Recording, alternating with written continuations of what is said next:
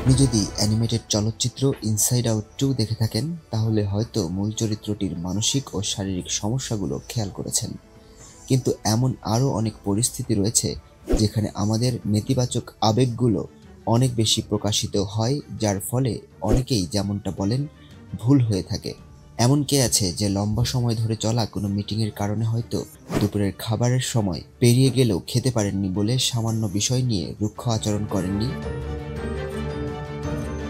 চলুন জেনে নেওয়া যাক শরীর আমাদের সঙ্গে এভাবে কেন খেলে। ক্ষুধার্ত অবস্থায় আমাদের মধ্যে ক্লান্তি, বিভ্রান্তি বা রাগের মতো আবেগগুলো সক্রিয় হয়ে ওঠে, আর এসব কিছুর জন্য দায়ী হলো চিনি, বিশেষত গ্লুকোজ, যা আমাদের রক্তে সঞ্চালিত হয়। যখন এর মাত্রা কমে যায় তখন আমাদের শরীর তা পুনরুদ্ধারে ধারাবাহিক কিছু প্রতিক্রিয়া দেখায়। কিন্তু গ্লুকোজ ঠিক কী ভূমিকা পালন করে, এটি কেন এত গুরুত্বপূর্ণ? এই ধরনের চিনি আমাদের অঙ্গ তৈরি করা কোষের শক্তির প্রধান উৎস। উদাহরণ দিয়ে বলা যায় এর উপর মস্তিষ্ক প্রায় একচেটিয়াভাবে নির্ভর করে। এটা ছাড়া মস্তিষ্ক তৈরি করা 100 বিলিয়ন স্নায়ু কোষ নিজেদের কাজ ভালোভাবে করতে পারে না। দুর্বল ও খিটখিটে বোধ করা, মাথা ঘোরা এবং মনোযোগের অসুবিধার মতো বিষয়গুলো দিয়ে বোঝা যায় যে মস্তিষ্ক পর্যাপ্ত পরিমাণে গ্লুকোজ পাচ্ছে না।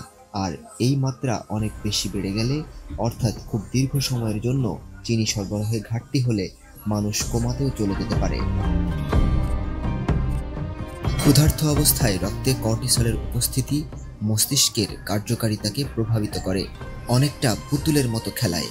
এটি ইতিবাচক আবেগ এবং চাপের উপলব্ধির সঙ্গে সম্পর্কিত ডোপামিন এবং সেরাটোনিনের মতো নিউরোট্রান্সমিটারের মাত্রা পরিবর্তন করে।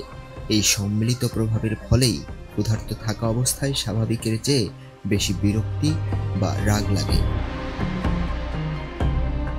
আপনি যদি রাগান্বিত বা বিরক্ত বোধ করতে শুরু করেন তবে মনে রাখবেন এটি না খেয়ে থাকার কারণে হতে পারে। নিজের সঙ্গে স্বাস্থ্যকর খাবার রাখা কেবল শক্তিই যোগাবে না, এটি আপনাকে আরও ভারসাম্যপূর্ণ মেজাজে রাখতেও সহায়তা করবে। তাহলে আজ থেকে ক্ষুধার কারণে হিতাহিত জ্ঞান হারানোর আগেই হালকা কিছু খাবার খেয়ে নিলে কেমন হয়? প্রিয় দর্শক, এই ভিডিওটি কেমন লাগলো আপনাদের কমেন্ট করে জানাবেন। ভালো লাগলে অবশ্যই লাইক এবং শেয়ার করে ছড়িয়ে দিন আপনার বন্ধুদের মাঝে। ধন্যবাদ।